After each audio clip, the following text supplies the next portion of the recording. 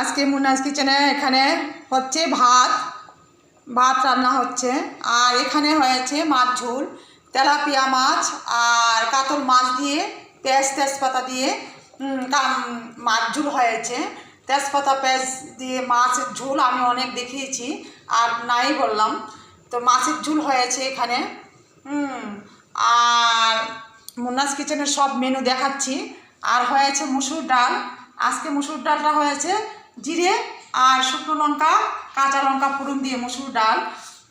মুসুর ডাল হয়েছে।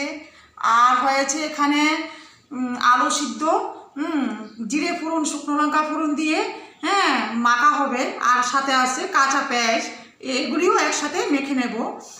তেল সমেত জিরে আর শুকনো লঙ্কা ফোড়ন দিয়ে তেল সমেত ঢেলে দিয়েছি। আর এখানে একটু নুন দিয়েছি আর একটা ছোটো পেঁয়াজ দিয়েছি। তো আলুর পরিমাণ অনুযায়ী আমি কুচি করে পেঁয়াজ দিয়েছি। তো সবগুলি একই সাথে মাখবো খাবার সময়।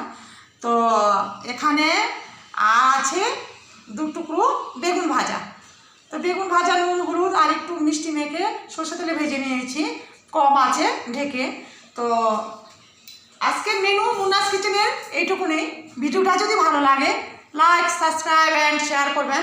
আজকের মতো এখানেই রাখছি। দেখা হচ্ছে পরবর্তী কোনো একটা সুন্দর রেসিপি নিয়ে।